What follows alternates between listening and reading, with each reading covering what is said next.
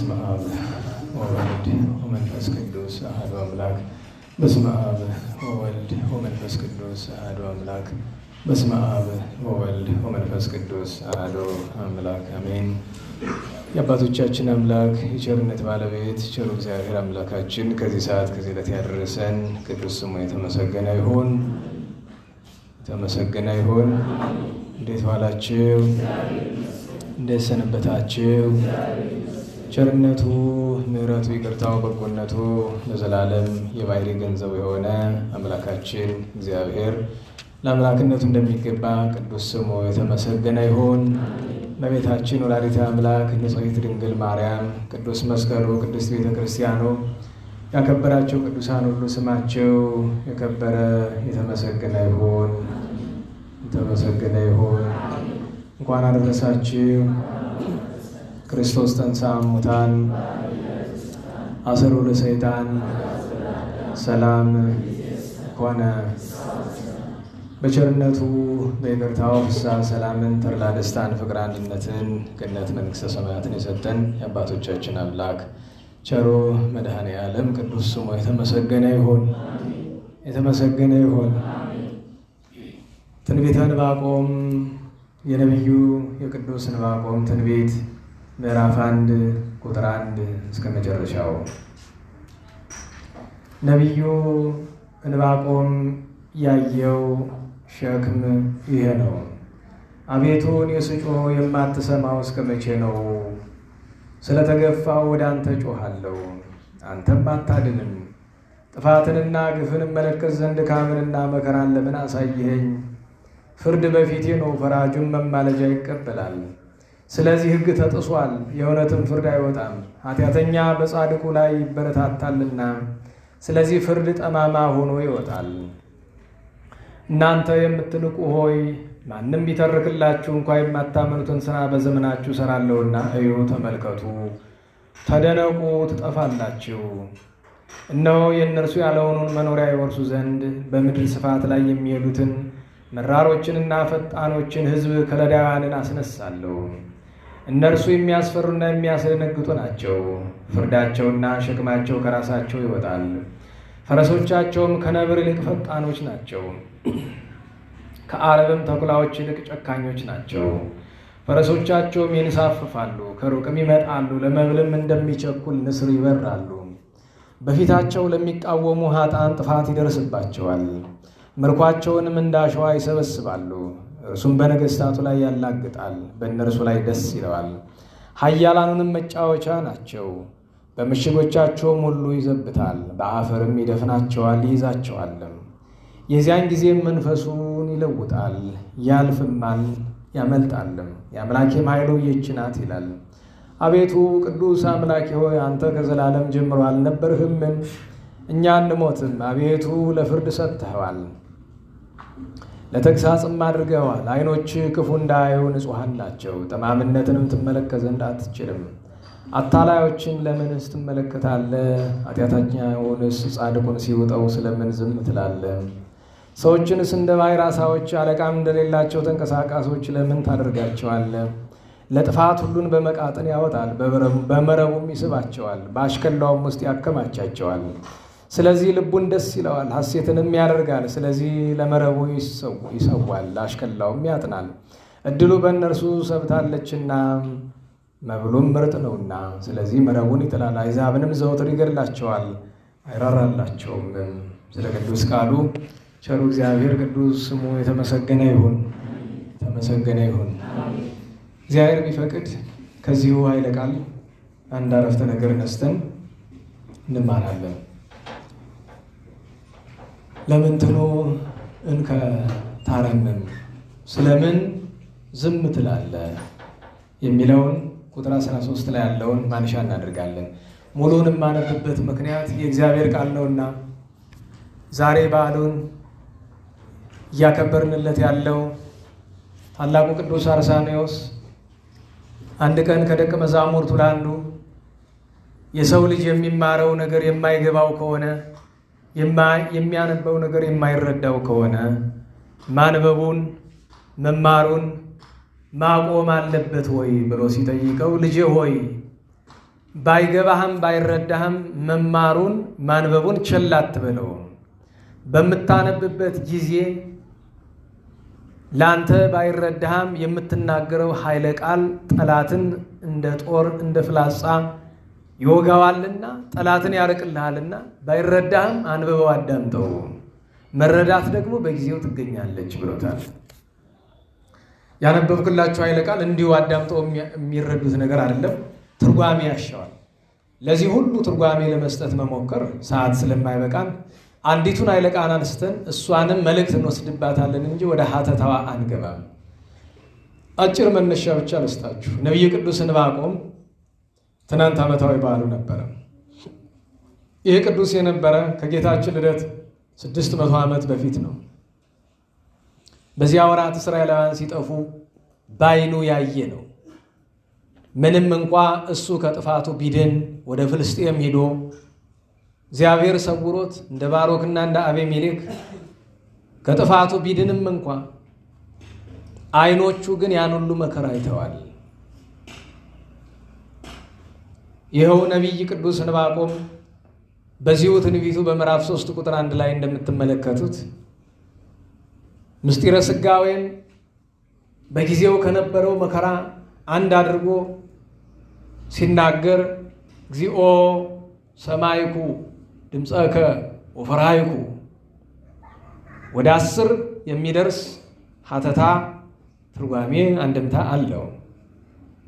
ለጊዜው ግን አቤቱ ጽዋዌ ደረሰ፣ ኢየሩሳሌም ትጠፋለች፣ ሕዝቡ ይማረካሉ፣ ሕዝቡ ለባርነት ተላልፈው ይሰጣሉ ስትል ሰምቼ ደነገጥኩ። ሬኩ ግብረከ ወአንከርኩ፣ ያን ይደረጋል ያልከውን መከራ ደርሶ አይቼው አደነቅኩ። የሐዘን የሰቀቀን አድናቆት ከብዙ ሀተታዎች ይሄ ጥሬ ዘሩ ነው። አብነት ይባላል በአንዳንድ ትርጓሜ ቤት። ይሄ ቅዱስ ይህንን ኃይለ ቃል ሲናገር እግዚአብሔር ፈጣሪውን ለምን ትንከታረምም ስለምን ዝም ትላለህ ብሎ እግዚአብሔርን ሲጠይቅ እንዲህ ባለው ጊዜ ነው። በእውኑ ቅዱስ ዕንባቆም እግዚአብሔርን ለመጠየቅ ያደፋፈረው ምንድን ነው? አስቀድሞ በእስራኤል ላይ መከራ እንደሚመጣ ራሱ ተናግሯል። እነ ኢሳይያስ የተናገሩት እንደማይቀር ኋላም እነ ኤርምያስ ኋላም እሱ ራሱ የተናገረው እንደማይቀር ያውቃል። ለምን ይጠይቃል ቢሉ ሰው ነውና ይጠይቃል። አንድም የፈለገ ቢሆን ከእግዚአብሔር ምሕረት መለመን፣ እግዚአብሔርን ለምን ዝም ትላለህ? በዚያ ወራት ወደፊት የሚደረገው መከራ እየታየው ቅዱስ ዳዊት ስለ መቃብያን እያሰበ ንቃ እግዚኦ ወለምን ትነውም፣ አቤቱ ለምን ትተኛለህ? አቤቱ ንቃ ይላል። በእግዚአብሔር እንቅልፍ የሌለበት ሆኖ ሳለ ዝምታውን ከእንቅልፍ ቆጥሮ አለመራዳቱን ከእንቅልፍ ቆጥሮ ንቃ እንዳለ እዚህ ደግሞ ለምን ትንከታረምም፣ ለምን ዝም ትላለህ? እስራኤል ስትጠፋ እግዚአብሔር ሆይ ለምን ዝም ትላለህ? ቤተ መቅደስ ስትፈርስ ለምን ዝም ትላለህ? ደቂቀ ጽዋ እስራኤላውያን ሲማረኩ ለባርነት ሲሰጡ እኩሉ ሲታረዱ ንጉሱ አይኑ ሲጠፋ በፈረስ ጭራ እየተጎተተ ወደ ባዕድ ሀገር ሲሄድ ባቄላ ሲፈጭ ልቡ ፈሶ ሲሞት ለምን ዝም ትላለህ ይለዋል። ለምን ዛሬ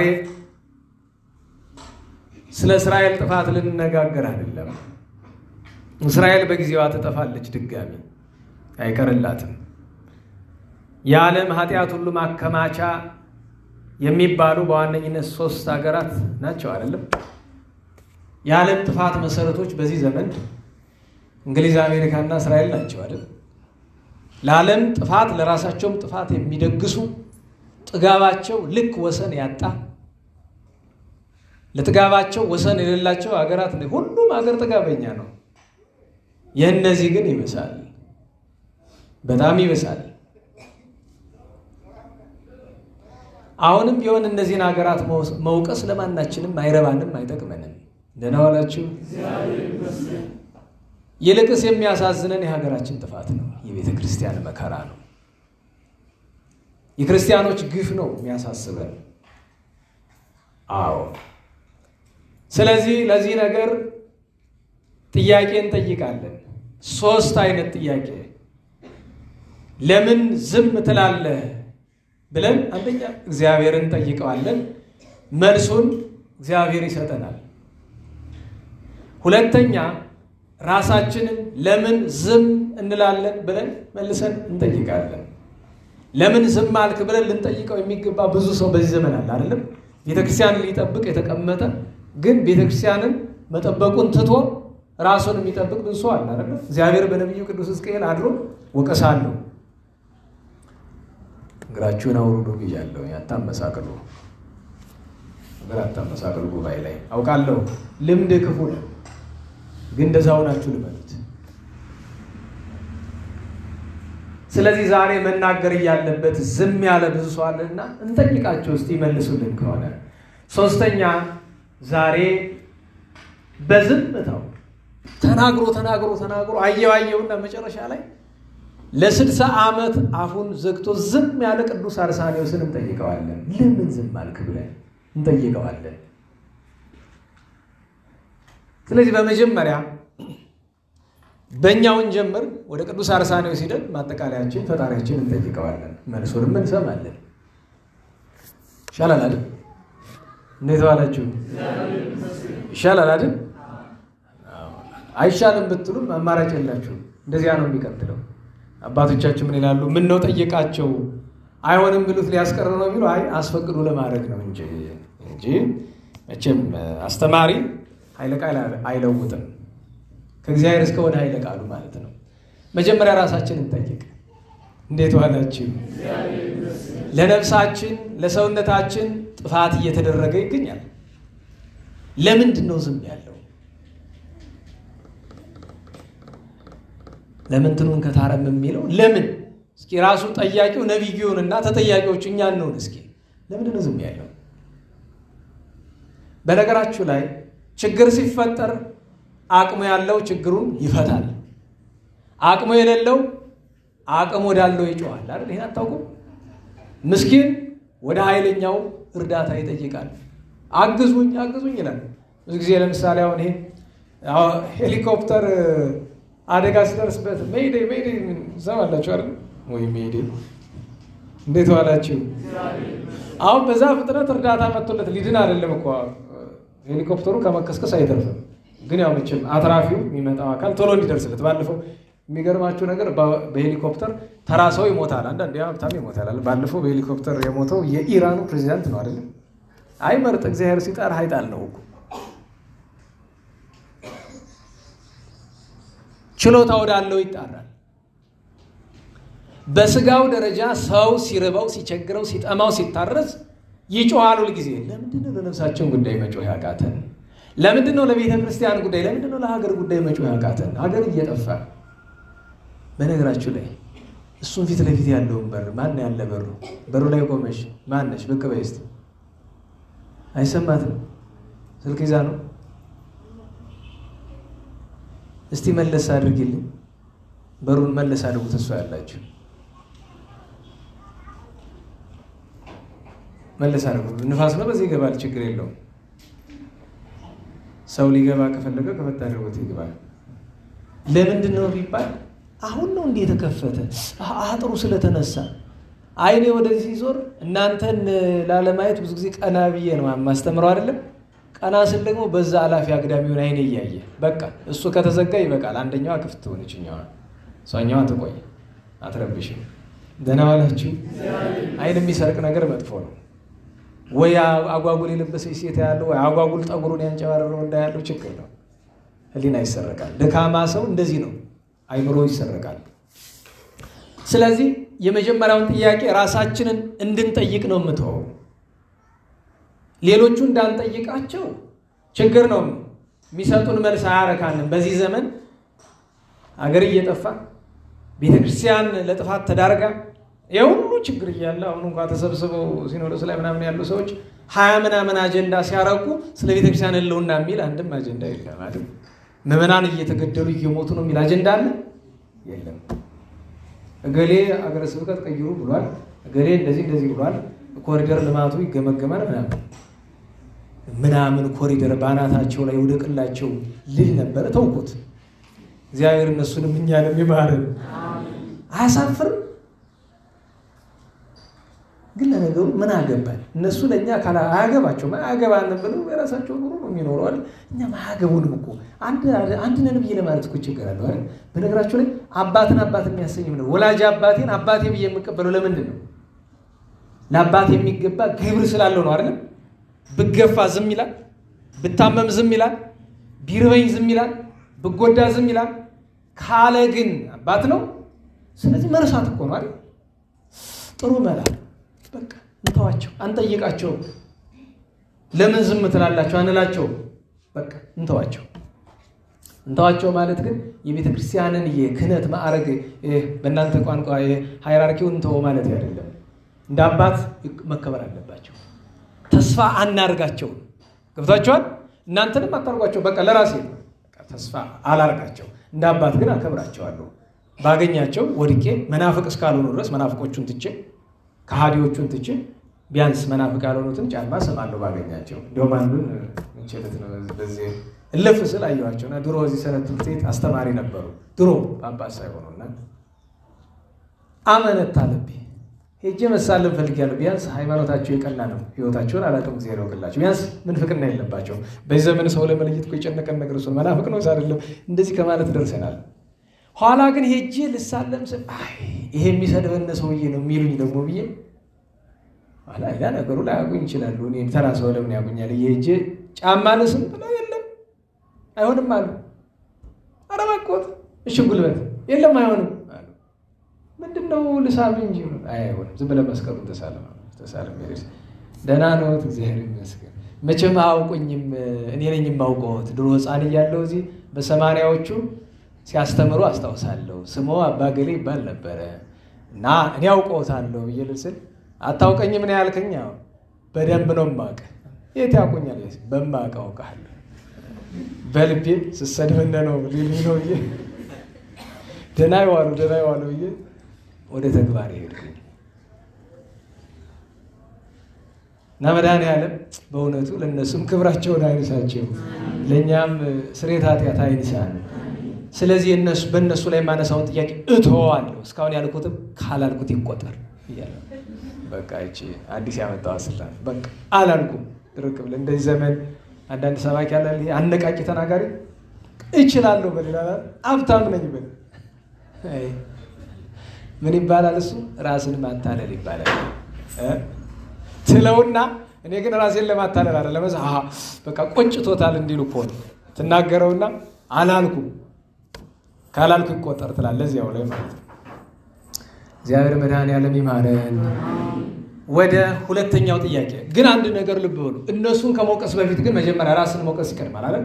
ለተፈጠረው ችግሩ ላይ የመጀመሪያ ተጠያቂዎች እኛ ነን። ዝም ለገዛ ነፍሳችን ዝም ያለ ነፍሳችንን አጋንንት እያጠፋው ዝም ያለ ለሀገር ለቤተ ክርስቲያን ለወገን ይገደናል ብዬ ለማሰብ እቸገራለሁ። እንዲገደል የሚያደርገው ልቦና መድኃኔዓለም ይስጠን እንጂ። ሁለተኛ ጥያቄ አባ አርሳኔዎስን እንጠይቀው። ታላቁ ሊቅ ቅዱስ አርሳኔ ታላቁ ጻድቅ አባታችን አርሳኔዎስ በቤተ ክርስቲያን ታሪክ በጣም የሚገርም መንፈሳዊ ሰብዕና ካላቸው ደጋግ ቅዱሳን አንዱ እሱ ነው። ማን? ታላቁ አባ አርሳኔዎስ። ጣዕመ ዜናው የዛሬ 3 ዓመት ካልተሳሳትኩኝ አጣጣሚ ሚካኤል ላይ እሁድ ቀን እረፍቱ ገጥሞ ታሪኩን አንስቼ ነበረ። እስኪ ላስታውሳችሁ።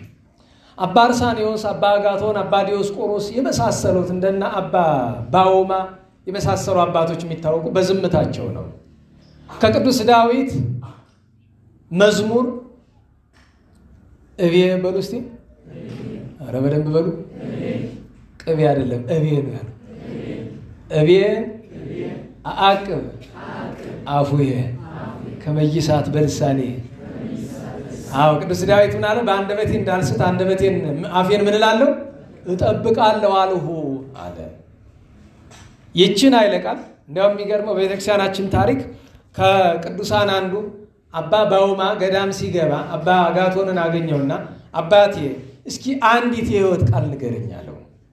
እቤ አቅባ አፉየ ከመይሳት በልሳኔ ብሎ ሊቀጥል ሲል አባ ባውማ ቆየኝ አባቴ እችን ልማራት ላጥናት ብሎ ይዟት ሄደ። 40 ዓመት ተመልሶ አያውቅም። እና ኋላ ሊያርፍ ሲል ደቀ መዛሙርት ተሰብስበው አባታችን ባውማ እስቲ መንፈሳዊ ቃላት አስተምረን አሉት። ልጆቼ ቅዱስ ዳዊት በአንደበቴ እንዳልስት አፌን እጠብቃለሁ ያላት ለመረዳት 40 ዓመት ወስዶብኛል አላቸው። ዛሬ እኔ ወጥቼ ስሰብክ ምን ያህል ቀለኛ እንደሆንኩ እንድታውቁ ብዬ ነው። በጣም የቅዱሳንን ክብር የሚናገርልኝ ሰው የሌለው ነው እንጂ እኔ ማስተማር የለብኝም። እኔ ብቻ ሳልሆን ትናንት ጉባኤ የነበራችሁ እንደነገርኳችሁ በዚህ ዘመን 99.9% ሰባኪያንን የምንል ሁላችንም ቆረቆንዳዎች ነን። ፍሬ የሌለው ባዶ ቆረቆንዳ። አንዲት ኃይለ ቃልን ለመረዳት ያን ያክል ወስዶበታል። ለምን? በግብር ለማወቅ ነው። ቃሏን ለማወቅማ ይሁን አስባልኳችሁ እናንተም ያዛችሁት እኮ ቃሉንማ ማንንም ይዘዋል። በተግባር ለመረዳት ግን ያን ያልወሰደብኝ አለ። ከነዚህ አርመሞን ገንዘብ ካደረጉት ሰዎች መካከል አንደኛው ታላቁ አርሳኒ ወይም አባ አርሳኒዮስ ነው። የተወለደ በ345 ዓመተ ምህረት አካባቢ ነው። ይሄ ቅዱስ የተወለደ በሮም ግዛት ከቤተ መንግስት ከነገስታቱ ዘር ነው። ገና በልጅነቱ ወደ ግሪክ አቴንስ ሄዶ የግሪክን ፍልስፍና በወቅቱ የግሪክን የዮናኒን ቋንቋ የላቲንን ቋንቋ የግሪኮችን አለ የተባለ ፍልስፍናቸው በሙሉ ተምሮ ነው ሊቅ ሆነ። በዛ ዘመን አለ የተባለ ኋላ ግን ሲያስበው አይ ምን ይረባል የሁሉ ዕውቀት ብሎ ከግሪክ ወደ ሮም ወደ ምዕራቡ የሮም ክፍል ተመለሰና ቅዱሳት መጻሕፍትን ተማረ። ወንጌልን፣ ብሉይን፣ ሐዲስን ተማረ። ከዚያ ዲቁና ተሾመ። በዲቁናው በማገልገል ላይ ያለ በወቅቱ የነበረው ጳጳስ ይጠራውና አርሳኒዮስ አቤት አንድ ስራ ብሰጥ ቅር ይልሃል ያለው ምንድነው አለው። ንጉሱ 2 ልጆችን ወልዷል። መንታ አኖሪዎስና አርቃዲዮስ የሚባሉ በመንፈሳዊ ስርዓት ስጋዊና መንፈሳዊ ጥበብ የሚያስተምራቸው ይፈልጋል። ካንተ የተሻለ የለምና እባክህ እምቢ አለ። እባክህን እምቢ አትበላለው። ግድ ሲሆንበት ሄዶ ቤተ መንግስት ገባ። ታላቁ ቴዎዶሲዮስ የሁለቱ ህፃናት አባት የአኖሪዎስና የአርቃዲዮስ አባት ልጆቼን በስጋዊም በመንፈሳዊም የበቁ አድርግልኝ፣ ለዚህ ደግሞ ሙሉ ኃላፊነትም ስልጣንም ሰጥቻለሁ አለ። አንዳንድ ወላጅ ልጄን አስተምርልኝ ይልና ኃላፊነት ብቻ ይሰጣል፣ ስልጣን አይሰጥም። አስተማሪ ምንም ይፈልጋል? ተጨማሪ ስልጣን ይፈልጋል። እንዴት ዋላችሁ? እንዴት ዋላችሁ? አስተማሪ እየመከረ እያስተማረ መቅጣት አለበት። ተማሪ ካልተቀጣ አይረባም። ይመክር ያስተምራቸውና አልያዛቸው ሲል አንበርክኮ አስቡት። በወቅቱ የዓለም አንደኛ ንጉሠ ነገሥት የነበረው የታላቁን ቴዎዶሲዮስን ልጆች ልዑላሉን አኖሪዎስና አርቃዲዮስን አንበርክኮ በደንብ አድርጎ ይገርፋቸው ነበረ። በቃ በደንብ አድርጎ እስኪሰቀቁ ድረስ። እንዲያ ሆኖ ነገር አይቀርምና ጻድቁ ቴዎዶሲዮስ በነገሰ በ16ኛ ዓመቱ አረፈ። የሮም ግዛት ለሁለት ተከፍላ በምዕራቡ አኖሪዎስ በምስራቁ አርቃዲዮስ ነገሱ። እግዚአብሔር ሊጠራው ሲፈልግ ፍርሃት አሳደረበት። ምንድነው ፍርሃቱ? ሲደበድባቸው ኑር ሲነግሱ ወዴት ይለቁኛል፣ ምን ባረግ ይሻለኛል እያለ መፍራት ጀመረ። የሚገርመው እነሱ ይወዱት ነበረ። ለምን? ጻድቃን ናቸው። አኖሪዎስም ጻድቅ ነው፣ አርቃዲዮስም ጻድቅ ነው። ሲፈራ ሲቸር ሲደነግጥ ሲጸልይ አርሳኒዮስ ሆይ ከሮም ውጣና ወደ እስክንድርያ ሽሽ የሚለውን ድምፅ ከሰማይ ሰማ። ያን ተቀብሎ በመርከብ ተጭኖ እስክንድርያ ገባ። አሁንም ሙሉ ይደነግጣል። ኋላ ግን ትዝ ሲለው ለስጋዬ መከራዬን ያክል ደነገጥኩ፣ ነፍሴ ሆይ ለነፍሴ እንዴት ነው የማደነግጥ? ጌታዬ እድን ዘንድ ምን ላድርግ ብሎ ወደ እግዚአብሔር ለመነ። ወደ ምስር ወረደ። እዚያም ሲለምን ወደ አስቄጥስ ገዳም ወደ ታላቁ መቃርስ ገዳም ሄዳለሁ።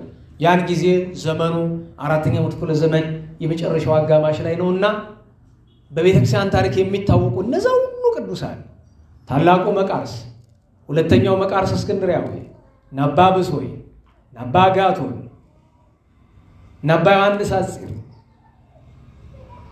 አባ ባይሞይ፣ እነዚህ ሁሉ ሌሎቹም ቅዱሳን አባ ሙሴ ጸሊም፣ አባ ዘካርያስ ትሩፈ ምግባር፣ አባ ኤስድሮስ ታላቁ፣ አባ አሞኒዮስ ገዳማዊ፣ እነዚህ በሙሉ እዚያ ገዳም ውስጥ አሉ። ደግሞ በአንድ አካባቢ ነው ያሉት። በዚያ በታችኛው ክፍል ደግሞ ታላቁ ቅዱስ ጳኩሚስ አሉ።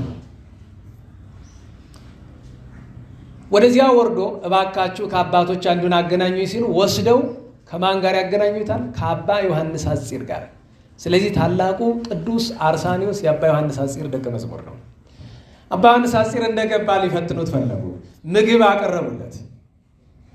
መሽቶ ነበርና ምግቡን ሲመገብ በከፍተኛ ጥንቃቄ አንድ መናኝ ሊያደርገው በሚገባው ጥንቃቄ ሲያደርጋዩት ይሄ ሰው መነኩሴ ይሆናል አስገቡ አሉ። አስተምረው አመነኮሱት። ከዚያውኑ ሲጸልይ በገድል ሲኖር አሁንም ይጸልያል። ጌታዬ ሆይ እድን ዘንድ ምን ላድርግ ወዳለው ያን ጊዜ ነው ለ55 ዓመት ያክል የኖረበትን መመሪያ ያገኘው። የመጨረሻው መመሪያው ነው ይባላል። እሱም ከሰማይ ምንም ድምጽ ሰማ። ከዓለም ሸሽተ ገዳም ገብተሃል፣ ግን አሁንም ከመነኮሳት ሽሽና ለብቻህ ኑር፣ ዝም በል ትድናለህ አለው። አሁን መልሱ ቀላል ነው። እንጠይቅ። አርሳኒዮስ ሆይ በሉ እስቲ ለምን ዝም ትላለህ? መልሱ ምንድነው የሚለን? እግዚአብሔር ምን በል ብሎኝ ነው? እንዴት ዋላችሁ? እግዚአብሔር ምን በላለው? ዝም በላለው። በቃ ከሰው ራቅ፣ ዝም በላለው። ለመራቅ ሲሞክር ምን ያህል እንደራቀ ታውቃላችሁ? ከ30 እስከ 40 ማይል በኪሎ ሜትር ብታሰሉት ከዚህ ማክሰኝት ከተማ እንኳን የራቀ ማለት ነው። በዚህ ካምባ ጊዮርጊስ የራቀ ቦታ ነው። በዛ ጊዜ እንዳውኑ ጊዜ መኪና ስለሌለ በጣም ሩቅ ነው። ከዚያ ሄደ። በአት ሰራ። 3 ደቀ መዛሙርት ወደሱ መጡ። ከ3ቱ ዋነኛው አባ ዳንኤል ይባላል። እነሱን እያስተማረ ገድሉን ጀመረ። ዝም ነው። መነጋገር ሲፈልግ አልፎ አልፎ ትንሽ ይናገራል፣ ካልሆነ መጻፍ ነው። አሁን አባ አርሳኒዮስ ሕይወት ውስጥ ጥቂት ነገሮችን እንል። እኔ አባ አርሳኒዮስን ሕይወት ታስታውሱ እንደሆነ የዛሬ 2 ዓመት ስተርክላችሁ ማስታወሻ ይዤ ነበር። እነዚህ ሃይላይት ጥሏችሁ የለ ጫር ጫር አድርጋችሁ መልእክት እንዲያስታውሰኝ ማለት ነው። ባላገሩ መናኝና አርሳኒ ይላል ርዕስ ይባላል። ታሪኩን እንዲያስታውሰኝ ማለት ነው። በነገራችሁ ላይ አንዳንድ ጊዜ እምቢ ይለኛል። ይሄ እንግዲህ እግዚአብሔር ስላለ አንዳንድ ጊዜ ሙሉን ታሪክ ቀኑ ሙሉ ልተርክ ይችል ይሆናል። አንዳንድ ጊዜ ደግሞ የአባ አርሳኒዮስ ለሁለተኛ ጊዜ ነው ስተርክ። አሁንም ቢሆን ፈርቼ ነው ይዤ የመጣሁት። እግዚአብሔር ያውቃል እሱ። አባታችን አባ አርሳኒዮስ ከሚያደርጋቸው ነገሮች ወይም በሕይወቱ ከነበሩ ነገሮች አንዳንድ ነገሮችን እናስታውስ። ደህና ዋላችሁ? ደክሟችኋል? ቢደክማችሁስ ምን ታመጣላችሁ? ቻሉት እንጂ ሙቀት አለ አይደለም? ከእናንተ ለኔ ብሳል ሙቀቱ። አባታችን አባ አርሳኒዮስ አንድ ቀን አንድ ባላገር ያገኛል። ባላገር ገጠሬ ማለት ነው፣ ገበሬ ግን በምናኔ የሚኖር እና ሄዶ አባቴ መንፈሳዊ ቃላት ይምከሩኝ እስቲ እያለ ያወራዋል። እና ደቀ መዛሙርቱና በአካባቢው የነበሩ ሰዎች ተገርመው በጣም ስለ እውነት ነገር ነው የተገረሙት። አንደኛ አባ አርሳኒዮስ እኮ በፍጹምነት ደረጃ ደርሷል። ሁለተኛው ግን የገረማቸው ያ ባላገር ምንም አያውቅም ዘመናዊ ነገር በእነሱ ጭንቅላት። ከዛ ምክሩን ጨርሶ ሲመጣ አባታችን አባ አርሳኒ ዛሬ አስገረምከን። አንተ እኮ የግሪክ ፍልስፍና አለቃ፣ ዮናኒ ቋንቋ፣ ላቲንኛ ቋንቋ በዘመኑ ሊቅ የሚያሰኘው በዚህ ዘመን ተረጉሙት በቃ እንግሊዝኛ እና ፍሬንች እንደማወቅ ማለት ነው። እንዴት በዚህ ደረጃ ዕውቀት ያለ ሰው ከአንድ ገበሬ እንዴት ምክር ትጠይቃለህ ብለው ሲሉት፣ ልጆቼ አዎ ላቲን ቋንቋ አውቃለሁ፣ የዮናኒ ቋንቋ አውቃለሁ፣ የግሪክን ፍልስፍናም ተምሬያለሁ፣ ቅዱሳት መጻሕፍትን አውቃለሁ። ነገር ግን ወደ እግዚአብሔር የሚያወስደውን መንገድ ከኔ ይልቅ ይሄ ገበሬ በደንብ ያውቀዋል። ምናላችሁ እንዳትረስ ብሉይ አዲስ ተምሬያለሁ አትበሉ። ጉባኤ የምትማሩ ልጆች አትበሉ። ብሉይ አዲስ ተምራችሁ አንድ ገበሬ ሊበልጣችሁ ይችላል። መንፈሳዊ ቃላትን በመረዳት ሊበልጣችሁ ይችላል። የምንማረው ለመታበያ አይደለም፣ አውቃለሁ ለማለት አይደለም። እንደ አራት አይና ጎሹ አለቃ ልምከሮት ቢሏቸው ንጉሥ ምን አሉ? ብሉይ አዲስ መክሮኛል። ምን ይመክሩኛል አሏቸው ይባላል።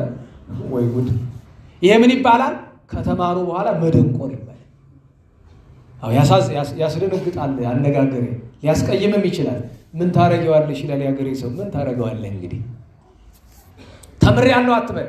ማንም የተማሩ እስካሁን ማውቀው እንታን ነው የተማሩ መላቸው በሊቅነት ማረጋቸው ብቻ አይደለም። ዋናው የተማሩ የሚያሰኛቸው የተማሩትን የሚያስተምሩትን በግብር ስለሚኖሩት። በግብር ማወቅ ማለት መኖር ማለት እኮ ነው። በቃ እሳቸውን አውቃለሁ። ሌሎች ነበሩ እንደነኝ ታጥበው እንደነኝ ታደብየሉ ያሉ ትልልቆቹ አሁን በቅርብ እንዳረፉት እንደነኝ ታጡ መልሳን ያሉት የተማሩትን ነገር በተግባር የሚተረጉሙ እነሱ ናቸው ሊቃውንት የሚባሉ። ሌላው ጭንቅላትን የሞላው ንባብ ብቻ ነው። ደግሞ መጽሐፍ ምናለ ቅዱስ ጳውሎስ ንባብ ይቀጥላል፣ ይገልሃል። ትርጓሜ ያድናል ማለቱ ሀተታው እንዳይመስልህ በግብር ስታውቀው ነው እሱ ምትድነው። ምንድነው ይሄ? አንድ አትለኝም? እንዴት ዋላችሁ? እንቀጥል። 3 ሰዎች ጥያቄ ጠየቁት። አንደኛ ደቀ መዝሙር አባ ማርቆስ፣ ሁለተኛ የመነኮሳት ሁሉ አለቃ አባ መቃርስ፣ ሶስተኛ ኢትዮጵያዊ ቅዱስ አባ ሙሴ ጸሊም።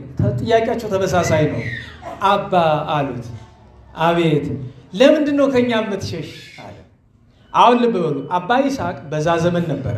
ትንሽ ቀደም ይላል እንጂ እሱ በዛ ዘመን አባ ይስሐቅ ነበረ።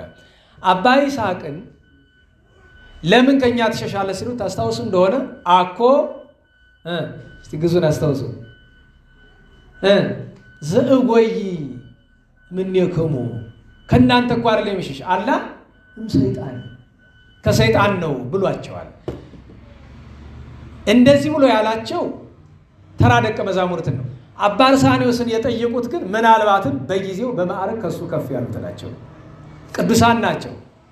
በተለይ ሁለቱ አባ ሙሴ ጸሊምና ታላቁ መቃርስ ማለት ነው። አንድ ነገር መለሰላቸው። አባቶቼ እኔ ወዳችኋለሁ አለ። እኔ ወዳችኋለሁ፣ ነገር ግን ከሰው የምርቅበትን ምክንያት ላስረዳችሁ። ሰዎችን በዘመኔ ሁሉ ለማግኘት ሞክሬያለሁ። አንድ ፈቃድ ያለው ሰው አግኝቼ አላውቅም። ሰዎች ሺህ ነው ፈቃዳቸው እና እኔ ሺህ የሰዎችን ፈቃድ መፈጸም ስለማልችል ከሰው እርቃለሁ። እግዚአብሔር ግን ፈቃዱ ስንት ነው? እንዴት ዋላችሁ? ፈቃዱ ስንት ነው? ስለዚህ ሺህ ሐሳብ ሺህ ፈቃድ ካለው ሰው ጋር መኖር አልችልም። አንድ ሐሳብ አንድ ፈቃድ ካለው ከእግዚአብሔር ጋር ብኖር ይሻለኛል ብሏቸዋል። ትምህርት ነው፣ ልብ ብለ ያዘው። አንድ ቀን አባ ዳንኤል ጠየቀው። አባቴ አለው። አቤት። አንድ መነኩሴ እዚህ የለም አይደል? ጥሩ ነው። ምን ሊያደርግ ይኖራል እዚህ? ቅድም አንተ አሉኝ አልኳቸው። አንድ መነኩሴ እዛ ብዬ ጊዜ ተቀምጬው አቡነ አቢብ ገዳምን ታውቀዋለህ አሉኝ። አዎ አልኳቸው። በአካል ሳይሆን በዝና አውቀዋለሁ። እንዲያው በጣም ተዳክሟል፣ እርዳታ ያስፈልገዋል ለገዳሙ አሉኝ። ገዳሙን እንድረዳ ከፈለጉ እሱ ሄዱና እዛ ይኖሩ በገዳሙ። ደህና ዋላችሁ?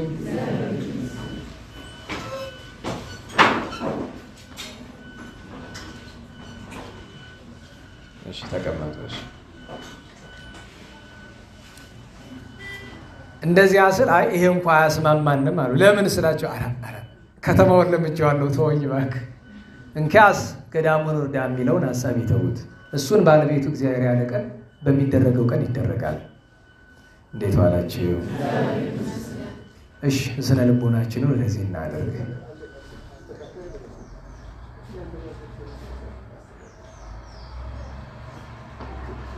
እንዴት ዋላችሁ? እሺ ትምህርታችንን እንቀጥል እና ጥያቄ ጠየቃቸው። ባችሁ ወደዚህ ነው። አባ ዳንኤል ታላቁ አርሳኔን አባቴ ሆይ አንድ መነኩሴ እመንን አለው ካለ ስንት ሰዓት መተኛት አለበት አለው። በአባ ገአርጊ ሕግ መሰረት የመነኩሴ እንቅልፉ ስንት ሰዓት ነው ይባላል? 3 ሰዓት። አባ አርሳኔ ግን የለም መነኩሴ 1 ሰዓት ከተኛ ይበቃዋል አለ። እንደምን ይቻላል አሉት። በእግዚአብሔር ዘንድ ይቻላል ሁሉም ነገር። አባ አርሳኔዎስ የኔን የሚልበት ምክንያት ቢበዛ ሊተኛ የሚችለው ለስንት ሰዓት ነው? ያኛው ሲብስ ደግሞ ዛሬ ይኛል። አሁን ነው የጀመረው ቆይቷል ነው። እኔ እኮ ቅድም ሳይሰማን ቀርቶ እንደሆነ ብዬ እንግዲህ በዚህም ይሁን እንግዲህ እንደ እግዚአብሔር ፈቃድ። እንዴት ዋላችሁ? ልባችሁ ካልተሰረቀ ችግር የለውም። ያም ስራ ነው፣ እኛም የያዝነው ስራ ነው፣ ችግር የለውም። እና ያን ተናገረ። አባ አርሳኔዎስ በጣም ከደከመው ለ1 ሰዓት ነው የሚተኛ እና አንዳንድ ጊዜ ከ1 ሰዓት በላይ ተኝቼ ይሆን እያለ እንደዚህ እንደኛው ሰዓት ስለሌለ አላርም ሳይሆን መንፈሳዊ መንቃት ስለሆነ ብዙ እንዳልተኛ ብሎ አንድ ጊዜ 2ቱን ደቀ መዛሙርቱን ጠራቸው። አባ ዳንኤልና አባ እስክንድርን ማለት ነው። ልጆቼ በሉ ዛሬ አንድ ስራ ልሰጣችሁ ነው። እንቅልፍ እንዳላበዛ ተቆጣጠሩኝ፣ ስተኛ ብዙ እንዳልተኛ ተቆጣጠሩኝ አላቸውና ሲጸልይ አዩት የቆዩ እየደከማቸው ነው። ቀድመው ተኝተዋል። ኋላ ሲነጋ ጸሎትን ጨርሶ ጠራቸው። ልጆቼ እንዴት ነው ዛሬ? በጣም ብዙ ተኝቻለሁ አይደል ሲላቸው፣ አረ ይቅር በለን አባታችን፣ ወዴት አይተን እኛ ተኝተን ያደርን አሉት። አባ አርሳኔ ይህንን ያደረገ ለምንድን ነው ቢሉ፣ አንደኛ ተውት ነው፣ ሁለተኛ ነገር ለነሱ ትምህርት ለመስጠት ነው እንደዛ ያደረገው። የአባ አርሳኔዎስ ግን ከሰኞ እስከ ቅዳሜ ሁልጊዜ 1 ሰዓት ይተኛል። ከ24 ሰዓቱ 1 ሰዓት ብቻ ነው የሚተኛል። እሁድ ግን ቅዳሜ ለእሁድ በሰርክ ፊቱን ወደ ምስራቅ አዙሮ 12 ሰዓት ላይ ፀሐይ ማጅራቱን ስትመታው ጸሎትን ያደርጋል። ጸሎት ሲያደርግ ቆይቶ ጸሎቱን የሚጨርሰው መቼ ነው? ፀሐይ ግንባሩን ስትመታው። እሁድ አይተኛም። ለምን? ሐዋርያት አባቶቻችን በሲኖዶሳቸው የቻለ እሁድ ሌሊትን አይተኛ ብለዋልና ያን ስርዓት ይፈጽም ነበረ። በጣም ሲደክመው ታዲያ ምን ያደርጋል? ንሳ መክፈልተከ ኦ ሐካይ ስጋ፣ አንተ ደካማ ስጋ ንሳ ቁርስህን ብሎ ሄዶ ጥቂት ቁጭ ይላል። ከዛ ተመልሶ ወደ ተግባሩ ይሄዳል። ከእንቅልፍ ጋር በተያያዘ ይሄን እናነሳለን። አንድ ጊዜ አባታችን አባ አርሳኔዎስ አዲስ መነኩሴ እያለ ገና ገዳም እንደገባ በዚያው ስፍራ እና አባ ዮሐንስ አጽር ባሉበት ጥፋት ያጠፋል። ያን ጥፋቱን ለመንገር አባቶች ተሰቀቁ። የተሰቀቁበት ምክንያት ምንድነው? አዲስ ስለሆነ ቢደነብርስ፣ ከቤተ መንግስት ነው የመጣ፣ ብዙ ምቾት የሚያውቅ ነው፣ ገና እንደመጣ ለምን እናስደነብረዋለን ብለው አባታችን አባ አርሳኔዎስን ለመቆጣት ቸገራቸው። ስለዚህ መነኮሳት ተሰበሰቡና አንድ ፈሊጥ አዘጋጁ። አበምኔቱ ከመነኮሳት አንዱ ፈቃደኛ የሆነ አለ፣ እኔ ያለው አለ፣ በል ስብሰባ እናደርጋለን። በስብሰባው አባ አርሳኔዎስ ይገኛል። አንተን የአባ አርሳኔዎስን ጥፋት ጠቅሼ በጥፊ እመታለሁ። ያን ጊዜ ምናልባት ለሱ ከገባው ብዬ ነው አለ። እኔ መነኮሳት የአባቶቻችን ጥንቃቄ በጣም ያስገርመኛል። እኛ ልናስበው የምንችለው ነገር አይደለም አይደል? እንዴት ዋላችሁ? በጣም ከዛ ስብሰባ ተደረገና የመነኮሳት አባ አርሳኔ በዚያ ተቀምጧል። አርሳኔዎስ አበምኔቱ ጠሩትና ያንን መነኩሴ ወቅሰው በጥፊ መቱት። ጥፋቱን ነግረው ማለት ነው፣ ያላጠፋውን የአባ አርሳኔዎስን በጥፊ መተውት። ሁለቱም ቁጭ ሲሉ አባ አርሳኔዎስ ብድግ አለ። ምን ነው አርሳኔ አሉት። ዛቲ ጽፋት ዘአርሳኔ፣ እቺ ጥፊ የኔ ናት ብሎ ያዘነ ወጥቶ ሄደ። እነሱም ስለገባው ደስ አላቸው። በእውነቱ አንዳንድ ጊዜ ሲነገር ጓደኛ ሲታማ የሚባል ተረት አለን አይደል? ጓደኛ ሲታማ ለኔ ብለህ ስማ ነው። አባታችን አባ አርሳኔ ወደ እግዚአብሔር አንድ ቀን ለመነ። ምን ብሎ? ጌታዬ እስቲ አስተምረኝ። ሰው ጋር ስለማይገናኝ ጌታዬ ኢየሱስ ክርስቶስ አስተምረኝ አለው።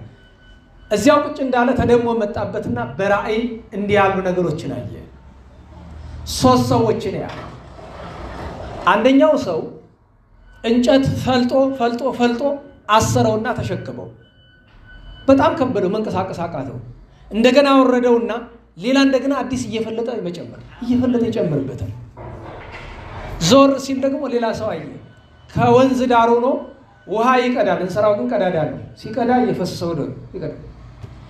3ኛው ደግሞ 2 መኳንንት በፈረስ ተቀምጠው 2ቱም እንጨት ተሸክመው ጋድም አድርገው ተሸክመውት ወደ ቤት ለመግባት ይሞክራሉ። ሊገቡ የሚችሉበት ብቸኛው መንገድ አንድ ወደ ኋላ ካለ ተቀዳድሞ ነው መግባት ይችላል እኩል መቀጥ እንደዛ ቢታቀሉ በቃ ሳይገቡ ቀሩ እና ያን ካየ በኋላ ልቡ ሲመለስ ጌታ ኢየሱስ ክርስቶስ ምንድነው ምስጢሩ አለ መልአኩን ላከለትና መልአክ እግዚአብሔር አስረዳው መጀመሪያ ያየው ሰው ኢትዮጵያዊ ነው ሁለቱ ያያችሁ ሁለተኛው ግብጻዊ ነው ሶስተኛው ሮማዊ ነው አለው አሁን የኢትዮጵያውያን መገለጫ ሆኖ ሰር በአጋጣሚ እንደዛ ሲያሳየው ራእዩ የሐሰት አይደለም በትክክል እየተደረገ ያለው ነገር ሌላ ስፍራ የሚደረገው አቅርቦ እያሳየው ነው ምን ይባላል ሁሰት ይባላል ቅዱሳን ሲበቁ ከየትም ስፍራ የሚደረገው ስለሚታያቸው ያ ኢትዮጵያዊ እንጨት እየቆረጠ በትከሻ ያደርጋል መሸከም ሲያቀተው እንደገና ይጨምርበታል ይሄው በኃጢአት ላይ ኃጢአትን የሚጨምር በንስሐ ማቅለል ሲገባው ኃጢአት ሰርቶ ኃጢአቱ ሲከብደው ኃጢአቱን ለማቅለል ለምሳሌ አንዳንድ ሰው ይበድልና ሲበሳጭ የት ነው የሚሄደው መጠጥ ቤት ለምን ለስካር ለብር ላጠፋው ጥፋት መጥቶ ንስሐ መግባት ሲገባው ወደ መጠጥ ሰው ቁጣውን ለማብረድ ወደ እግዚአብሔር መምጣት ያለበት ወደ አባቱ ወደ ካህኑ መሄድ ያለበት ያ ኢትዮጵያዊ እንደዛ ሲያደርግ ያየው ንስሐ የማይገባ ሰው ማለት እሱ ነው ስለዚህ እንዲህ ካለ ነገር አንተም ልጆችም ተጠበቁ አለው አንደኛ ሁለተኛ ያየው ግብጻዊ ነው እናላችሁ መንፈሳዊ ምግባራትን ለመማር ይሞክራል መንፈሳዊ ስራዎችን ለመስራት ይሞክራል ነገር ግን አያስተውላቸውምና ሲያስገባው ይፈስበታል ባዶ ነው ከእግዚአብሔር ጸጋ ባለማስተዋል የሚሰራ ሰው የተራቆተ ነውና ሶስተኛ ያየው ሮማዊ ሁለቱ በፈረስ ላይ ተቀምጠዋል ያ ማለት ማርግ አላቸው መኳንንት ናቸው ነገር ግን እኩል ለመግባት ማለትም አንድ ወደ ኋላ ማለት ስላልፈለገ መግባት አልቻሉም እነዚህም በመንፈሳዊ ገድልና ትሩፋት የሚኖሩ ክርስቲያኖች መነኮሳት ምሳሌዎች ናቸው ትህትና ስለሌላቸው ወደ እግዚአብሔር መንግስት አይገቡም በትዕቢት ነው ገድሉን ያዙት ስራቸው የተሰጣቸውን ማዕረግ በትዕቢት ነው ያዙት ብለዋል እንዲህ ያለ ትምህርት አባ አርሳኔዎስን አስተማረው ዝምተኛው ቅዱስ አርሳኔዎስን ማለት ነው ሌላ አባ አርሳኔዎስ ሕይወት ውስጥ የሚያስገርመው ነገር በነገራችሁ ላይ ክርስትና ውስጥ በጣም አስፈላጊ ከሆነ ነገሮች አንዱ እንባ ነው በጣም አስፈላጊ ነገር ነው በቤተ ክርስቲያናችን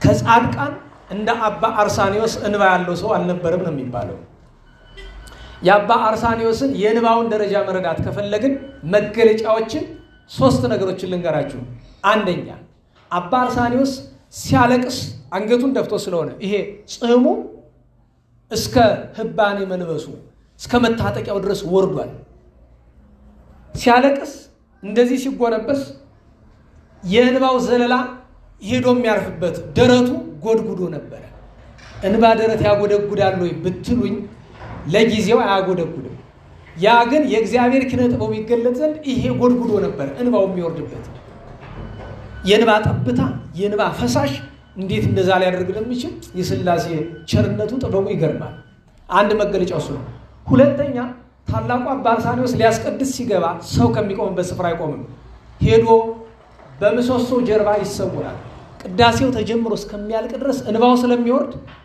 መነኮሳት አባ አርሳኔዎስ መኖሩን የሚያውቁት እንደ ፈሳሽ ውሃ ያለ ነገር ወደ ቆመበት ይሄዳል አይ አርሳኔዎስ አለ ማለት ነው እያለቀሰ ይላል አስቡት ከሰውነቱ ወርዶ ከመሬቱ አልፎ ወደ እነሱ ይሄደ ማለት ነው እንደ አባታችን አዳም እንደ አባታችን ቅዱስ ዳዊት ለታላቁ አርሳኒ ነው እንባ እንደ ሰንውሃ ይባላል የሰንውሃ ስታፈሱት አይቆም ዝም ብሎ ነው የሚወርድ ሶስተኛ መገለጫው በበዓቱ ቆሞ ሲጸልይና ሲያለቅስ በረሃ ስለሆነ ውሃ አይገኝም አባ ዳንኤል ደቀ መዝሙር ይመጣና ብርት አለ አይደለም ብርት አቃላችሁ በቅዳሴ ጊዜ ካህኑን እናስታጥብበት መተውት ያን ወይም እናንተ ለሚገባችሁ ነገር ቤት ያለ ውሃ ማቋጫ አለ አይደል ያንን ያመጣና ከግሩ በታች ያደርገዋል አባ አርሳኒ ጋር ለምን እንባው ተንጠብጥቦ እዛ ይሞላለታል ወስዶ ሰሌን የሚነክር በሱ ነው ሰሌን ሲታቱ አይደለም የሚኖሩ ስራቸው እሱ ነው መደበኛ ስራቸው ከጾም ከጸሎት ከስግደት ባሻገር እንግዲህ አስቡት ማቆጫ ውስጥ ተቁቶ እስከ መንከር ያድረስ ያባታችን የአባ አርሳኒ እንባው ይህንን ይመስላል አባ አርሳኔዎስ ግን በራሱ እንባ አይነክር ይህንን የሚያደርጉ ደቀ መዛሙርቱ ናቸው እሱ ምን ያደርጋል በጣም ሩቅ ቦታ አለ ውሃ ይዞ ይመጣል ውሃውን የተወሰነውን ቀድቶ ከባቱ ያስገባዋል ያንን ለዓመታት ያክል አይቀይረው በነገራችሁ ላይ ታውቃላችሁ አንድን ውሃ ሰሌን ንከሩበት በሚቀጥለው ቀን ጠረኑ ያስቀምጣችሁ። ማወቅ ከፈለጋችሁ ሰሌኑን ራሱ ውሃ ነክራችሁ ጧት እስኪ አውጡና ሽቱት። እሱ ግን አመቱን በሙሉ እዚያ ላይ የሚነክርበት ውሃው እያለቀበት ሲልቻ ትንሽ ይጨምርበታል። እና አበው መነኮሳት መጥተው አባታችን አባ አርሳኔ ውሃው ገምቶ እንደዚህ የምታደርግ ለምንድን ነው? ምን ያደርግልሃል ሲሉት ወንድሞቼ ሆይ እኔ በዓለም ሳለው በታላቁ ቴዎዶሲዮስ ቤተ መንግስት በየቀኑ ሽቱ ረጭ ነበረ። በዚያ ፈጣሪን በድየዋለሁ፣ ለዚያ ካሳ ይሁነኝ ብዬ ነው ይላል። ሽቶ መቀባት ኃጢአት ነው እያልኩ አይደለም፣ ግን ለሁሉም ነገር መጠን አለው። እህቶቻችን መጀመሪያ ወንድሞቻችን መቀባቱ ሲያስፈልጋል። እንዴት ዋላችሁ? እንዴት ዋላችሁ? ወንድ ልጅ መሽተት ያለበት ምንድን ነው? ውሃ ይሸታል አይሸትም? በቃ ምንም ጠረን አያስፈልገንም ለኛ። ቤተ እግዚአብሔር የምንኖር ከሆነ ካህናት ምንድን ነው የሚሸቱ? ዕጣን በቃ። እህቶቻችን አንዳንድ ጊዜ ሊያስፈልጋችሁ ይችላል። ነገር ግን ሁለት ነገር አስቡ። አንደኛ አስባርኩ። ሽቶ ስትገዙ ካህናት ይባርኩላችሁ። ለምን? ለጠላት ያጋልጣችኋል። ሁለተኛ ነገር በመጠን አድርጉት። ቢያንስ ሰው አፍንጫው ከአካላችሁ ካልተጠጋ በቀር መሽተት የለበትም። ደህና ዋላችሁ? ለምን ብትሉ ሽቶ ወንድን ለዝሙት ልቡን ይስበዋል። ስለዚህ ምክንያት ስተት እንዳንሆን አደራ ለማለት ነው።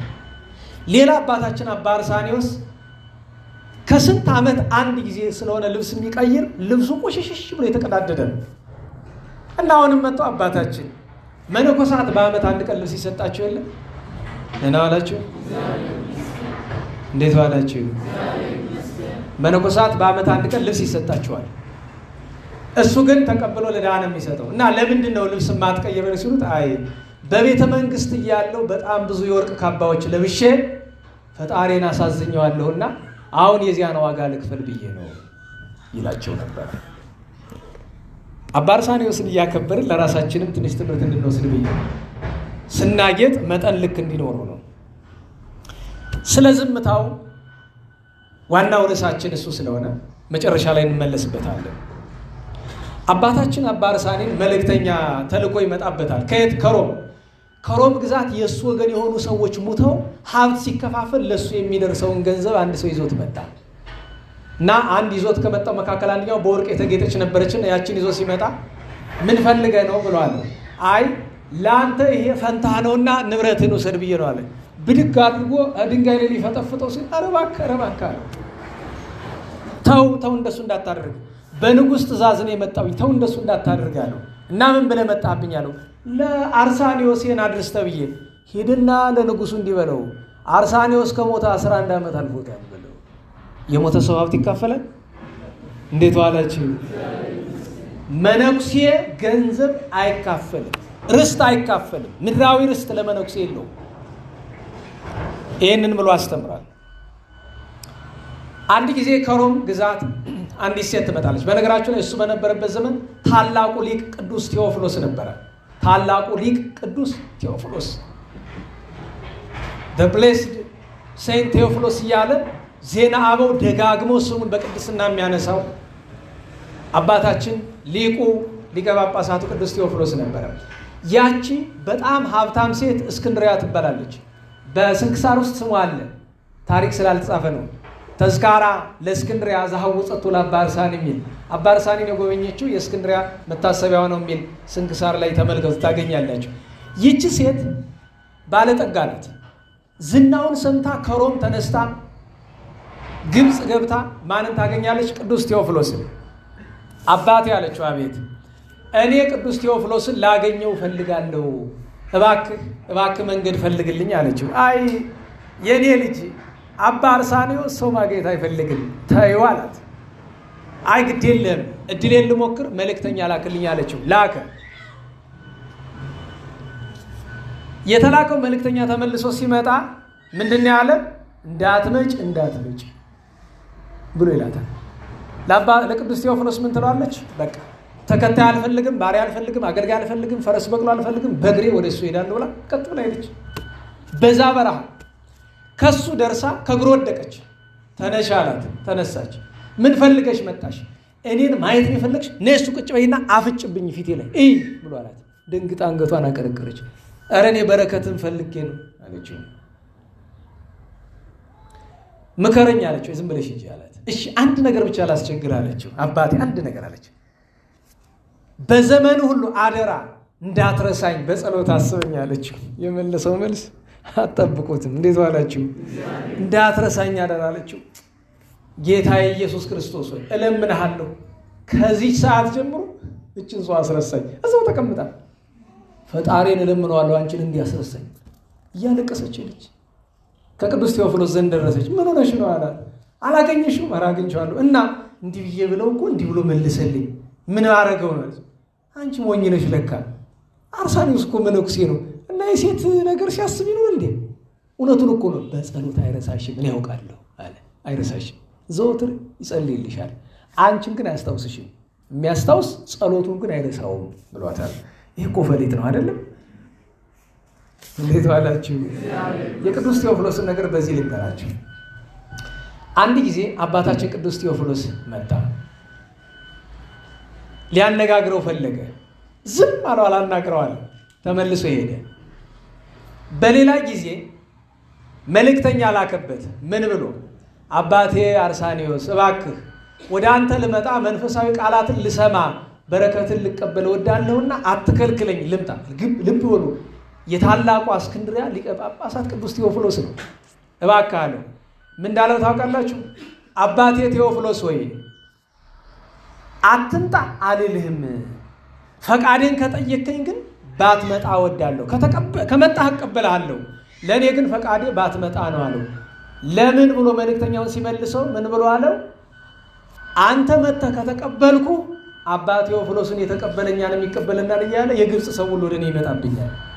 ስለዚህ እንኳን እኛን ፓትርያርኩን አልተቀበለውም እንዲባል ባትመጣብኝ ነው የሚሻለው።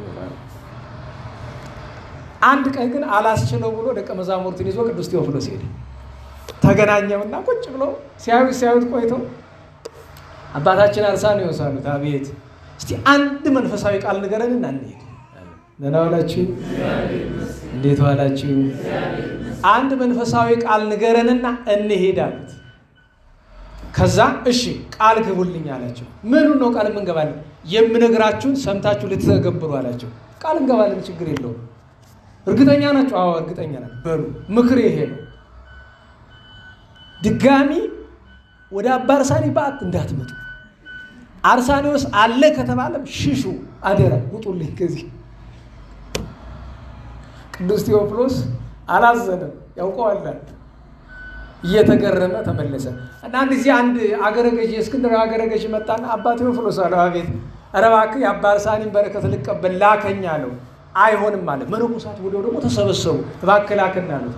አንድ ነገር አላቸው፣ አዋጅ አወጣ ቅዱስ ቴዎፍሎስ። አባ አርሳኒን ከዝምታው ጋር እባካችሁ ተውት፣ የሄዳችሁ ልቡን አታፈሱ፣ ተውት በቃ። ለዛ በኋላም አባ ቴዎፍሎስ ይሉ ያውቃል። የቅዱሳን ነገር የሚረዳ ቅዱስ ሰው ነውና እግዚአብሔር እሱንም በረከት ያሳድርብን ያሳድርብን። ሰሌን እየሸጠ ድሃ ስለመገቡ መነጋገር እንችላለን። ቁመቱ ረጅም በመሆኑ ምክንያት በነገራችሁ ላይ አሁን መልክ ያላችሁ አንዳንድ ጊዜ መልክ ያላት ሴት ከፊት መቆም ትወዳለች አይደል? እዚህ ሳታረጉም ብትቀመጡ አባራቸዋለሁ። ግን ፊት ያላችሁት እንዲያ ናችሁ ማለት ሳይሆን ብታደርጉት ግን ያው ሆን ብሎ የሚያደርግ ሰው ባያዚ ተገርፎ ነው የሚባለው። አባ አርሳኒዎስ አንድ ነገር ይቸግረው ነበር። እሱ ምንድነው? ዛፍ ነው የሚያክል በጣም ረጅም። ስለዚህ የሰው መካከል እሱ ነው የሚታይ። ይሄን ጠላው በጣም። ስለዚህ ምን ያደርጋል? ወገቡ ገበጠ፣ ተጎንብሶ እየሄደ ላለመታየት ማለት ነው። የአባቶቻችን ነገር እኮ ይገርመኛል። ለሁሉም አባታችን ቅዱስ አርሳኒዎስ እንዲህ እያለ በገድል ሲኖር ቆይቶ መጨረሻ ላይ የሚያርፍበት ጊዜ ደረሰ። ከዚያ አስቀድሞ ግን አንድ ነገር ተፈጠረ። አንድ መነኩሴ መጣና አባታችን አርሳኒዎስ አለው። አቤት። እኔ መነኮስኩኝ፣ ነገር ግን መጾም አልችልም፣ መጸለይ አልችልም። ዛሬ ለአንዳንዶቻችን ትምህርት ይሆናል። ልብ በሉ። መጾም አልችልም፣ መጸለይ አልችልም፣ መስገድ አልችልም፣ ምንም ነገር አልችልም። አንድ ነገር ግን እችላለሁ አለ። ምን ይመስላችኋል? መብላት ግን ደህና ነኝ አለ። እና ምን ያደርግልኛል እዚህ ገዳም ተቀምጬ ብሎ ሲለው አባ አርሳኒዎስ ጸላዔ ሰናያት ይህን ሰው ለምን እየፈተነው እንደሆነ ስለገባው ልጄ ምክሬን ስማኝ አለው። ሲርብህ ብላ፣ ሲጠማ ጠጣ፣ እንቅልፍ ሲመጣ ተኛ። ነገር ግን በዓትህ እንዳትለቅ እዚያው ኑር ብሏል። አባቴ እየበላው እየጠጣው መነኩሴ ሆኜ ሳልጾም ሳልጸልይ እንዴት ጸድቃለሁ አለው። እሱን ለእግዚአብሔር ተው፣ ዝም ብለህ ለጊዜው በዓትህ እንዳትለቅ አለው። ሄዶ በዓቱ ቁጭ አለ።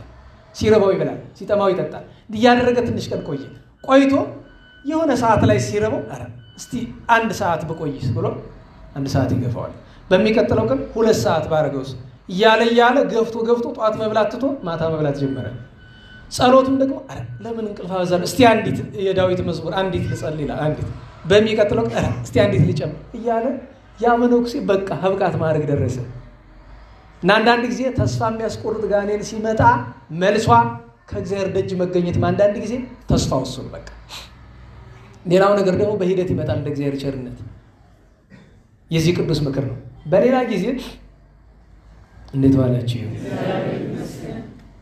አንድ እንግዳ መጣ። ያ እንግዳ መነኩሴ ደህና ሰው ነው፣ ለካ ልባም ሰው ነው። ወደ አባ አርሳኒዎስ መጥቶ ሊያንኳኳ ሲል አባ አርሳኒዎስ በዓቱ ቀዳዳ አለውና ቀዳዳው አልተደፈነችም። በቀዳዳው ሲመለከት ቤቱ ይነዳል፣ ይቃጠላል። ቤቱ የተቃጠለ መስሎት ቢመለከት ቤቱ እየተቃጠለ አይደለም፣ ከከወይነ እሳት ማዕረግ ደርሶ የአባ አርሳኒዎስ ሰውነት ነው እንደዛ የሚሆን። አፉን ከፍቶ ሲያይ ቆይቶ አባ አርሳኒዎስ ጸሎትን ሲጨርስ እንደነበረ ሆነና በዓቱን ሲከፍት ቆሟል። ልጄ ደህና ዋልክ? እግዚአብሔር ይመስገን። ቆይተሃል እንዴ ከመጣ አለው። ኧረ ብዙ አልቆየሁም አለ። ያየው ነገር አለ? ኧረ አላየሁም አለ። ጎበዝ ናግባ ብሎ አስተናግዶ ላከው። በሌላ ቀን ግን ሌላ መነኩሴ መጣ። ሲንኳኳ ማንም ሰው ማናገር አልፈልግም፣ አይ ደቀ መዝሙር ይሆናል ብሎ ቢከፍት ሊያናግረው የማይፈልገው ሰው ነው። እንዴት ዋላችሁ? ከዛ ምንም ክፉ በጎ አልተናገረው። ወደ በዓቱ ገብቶ አንገቱን መሬት እያየ ዝም አለ። ቁጭ ብሎ መሬት ያለ እንዴ ተነስና ሰላም በለኝ እንጂ ዝም።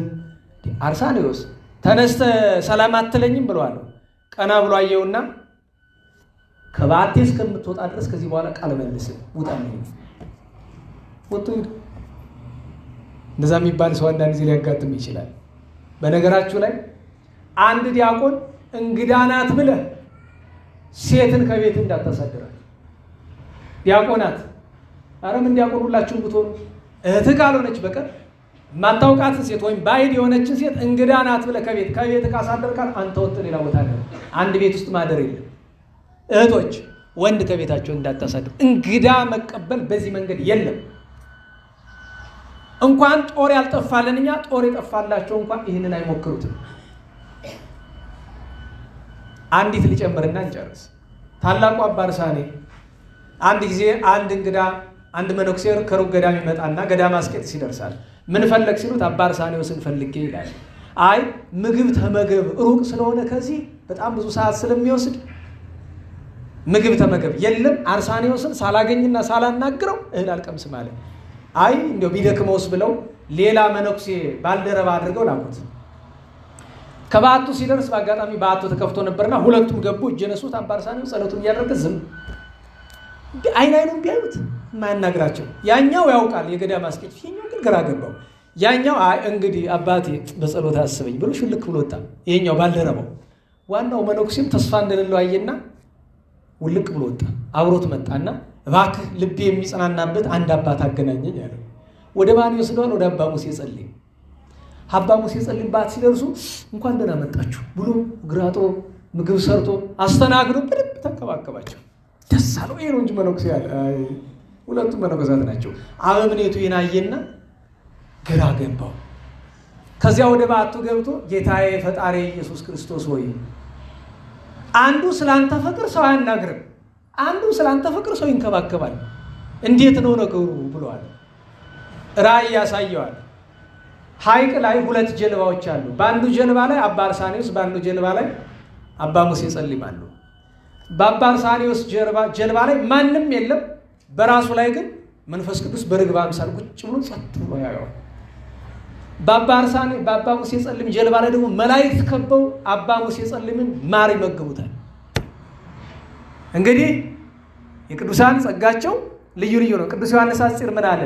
ደህና ዋላችሁ። ቅዱሳን በወንዝ ዳር እንደተተከሉ አትክልት ናቸው። የሚጠጡት ከአንድ ወንዝ ነው፣ የሚያፈሩት ግን ልዩ ልዩ ነው እንዳለው የአባ አርሳኒዮስ ፍሬው አርምሞ ነው፣ ለእግዚአብሔር ፍቅር መመሰጥ ነው። የአባ ሙሴ ጸሊም ደግሞ የሰው ፍቅር ነው። ያ ማለት ግን አባ ሙሴ ጸሊም አርምሞ የለውም ማለት አይደለም። በበዛው መናገር አባ አርሳኒዮስ የሰው ፍቅር የለውም ለማለት አይደለም። ሁለቱ ስብሐት በበዛው መናገር ነው። ታዲያ አባታችን ሊያርፍ ሲል አንድ ነገር አላቸው። ልጆቼ እኔ ከሞትኩ በኋላ ምንም አይነት መታሰቢያ እንዳታረጉልኝ፣ ፍትሃቱን ማለት ነው። ለምን ሲሉት ያለኝን ሁሉ በሕይወት ሰጥቼ ጨርሻለሁ። እኔ ከሞትኩ በኋላ መስጠት የለም። ምክንያቱም አንድ ሰው ከሞተ በኋላ ፍትሃት የሚደረግ በገዛ ገንዘቡ ነው፣ እንደ ጥንቱ ስርዓት ከሆነ እንድታውቁት። ለአዝማሪ ለዘዋሪ ሰጥቶ ጨፍሮበት ከሞተ ባለዕዳ ነው። እችን ትምህርት ውሰዱ። ፍትሃት ምጽዋት የሚደረግ ለሟቹ ከሆነ የሚደረግለት በማን ገንዘብ ነው? በራሱ ገንዘብ ነው። ኋላ ግን እረፍቱ ሲደርስ አዘነ፣ ያለቅሳል። አባ ዳንኤል ቀሩ አባቴ አርሳኒዮስ ለምን ነው ታለቅሳለህ አለው። ነፍሴ ልትወጣ ነው፣ እንደምን አላልቅስ ፈርቼ አለው። እንዴ እንዳንተ ያክል ጻድቅ እኮ በዚህ ዓለም የለም በዘመናችን፣ አንተም ትፈራለህ አለው። አይ ልጅ ጻድቅ የምትሉኝ እኮ እናንተ ናችሁ፣ እግዚአብሔር ምን እንደሚለኝ ምን አውቃለሁ ብሏቸዋል። ኋላ መነኮሳት ሲመጡ ሲጸልይ ሰሙት። ሊያርፍ ብሎ ጌታ ኢየሱስ ክርስቶስ ሆይ መልካም መስራትን በጎ መስራትን የጽድቅ ስራ ገና አልጀመርኩምና እባክህ ይቅር በለኝ። አስቡት፣ አባ አርሳኒዮስ ጽድቅ ካልሰራኛ ምንድነው? ቅዱሳን ትሩፋት በሰሩ መጠን አይምሯቸው ምን እያለን የሚሄደው ምንም እንዳልሰሩ እንደ ኃጢአተኛ ይቆጠሩ እና ኃጢአተኛነት ሲሰማችሁ ያ መልካም ነው። መልካም ሰራው ብላችሁ ሲሰማችሁ እሱ መጥፎ ነው። አባ አርሳኒዮስን ግሩማን መላእክት መጥተው እየዘመሩ በዚህች ዕለት ወደ ኢየሩሳሌም ሰማያዊት ይዘውት በረሩ። ዛሬ በቤተክርስቲያናችን አርሳኒዮስ ታላቁ ተብሎ የሚከበር ቅዱስ ሰው ነው። በ100 ዓመቱ በ445 ዓመተ ምህረት አካባቢ አረፈ። አንድ ጊዜ ሮም አደጋ ደርሶባት ኋላ አንድ ወሬ ነጋሪ መጥቶ ደግሞ ገዳመ አስቄጥስን እኮ በርበሮች አቃጠሉት አለ። ጌታዬ የነገስታቱ መመኪያ ሮም፣ የመነኮሳት መመኪያ ገዳመ አስቄጥስ እኩል አጠፋቸው ጌታዬ ብሎ አለቀሰ ይባላል። እግዚአብሔር በረከቱን ያሳድርብን። አጭር ማጠቃለያችን ምንድነው የሚሆነው? ስንጠይቀው አባታችን አባ አርሳኒዮስ ለምን ዝም አልክ ብንለው ቅድም አንድ መልስ መልሰናል አይደለም? እግዚአብሔር ምን በል ስላለው። ስለዚህ እግዚአብሔር ዝም እንዲል የሚፈልገው ሰው አለ፣ እንዲናገር የሚፈልገው ሰው አለ። ኃላፊነት ያለበት ሰው መናገር አለበት፣ ዕዳ ስላለበት ማስተማር አለበት፣ መምከር አለበት። ሁለተኛው ግን አባ መቃርስ አንድ ቀን ጠየቁት፣ ልጅ አርሳኒዮስ ለምንድን ነው ዝም ያልክ ብለው አሉት። አባቴ ሆይ በመናገሬ ብዙ አዘንኩኝ፣ ዝም በማለት ግን አንድም ቀን አዝኜ አላውቅም አለ። ይሄ በጣም ይገርመኛል አይደል? በዝምታ ውስጥ ንግግር ሁሉ ጊዜ ይሄንን ነገር ካነበብኩበት ጊዜ ጀምሮ በእድሜ ዘመኔ ነው እስካወቅኩ ጀምሮ አስተምሬም ሄጄ ይከፋኛል። እኔ አባ አርሳኒዮስ እንደዚህ ነው ለካ ያልክ።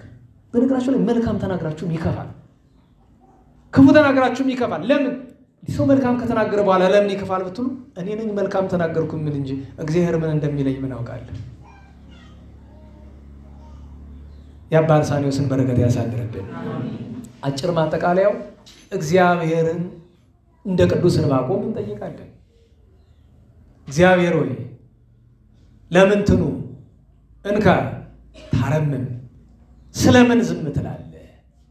እስራኤል ስትጠፋ ህዝቡ ሲማረኩ ናቡከደነጾር ቤተ መቅደስን ሲያቃጥላት ንዋያተ ቅድሳትን ሲዘርፍ ሴቶቹን ሕፃናቱን በግፍ ሲገድል ለምን ዝም ትላለህ ብሎ ዕንባቆም ጠየቀ። መልሱ አንድ ነው። እግዚአብሔር ምን አለ? መልሱ ምንድነው? እስራኤልን ተው ብዬ በነቢያት በካህናት በመምህራን አድሬ በመክራቸው በነግራቸው አልሰሙ አሉ። አመፀኛ ሆኑና በገዛ ስራቸው ቢጠፉ እኔ ምን ላደርጋቸው ነው መልሱ። ዛሬሳ ካህናት መምህራን እንዲላሉ ዛሬ ለሚደረግ ጥፋታችን ዛሬ እየተደረገ ላለ ጥፋታችን እግዚአብሔርን ብንጠይቀው መልሱ ምንድነው? ቀዳሚ ነገርኩክሙ በአፈ ነቢያት ወዳግመ በአፈ ሐዋርያት ወሳልሰ በአፈ መምህራን።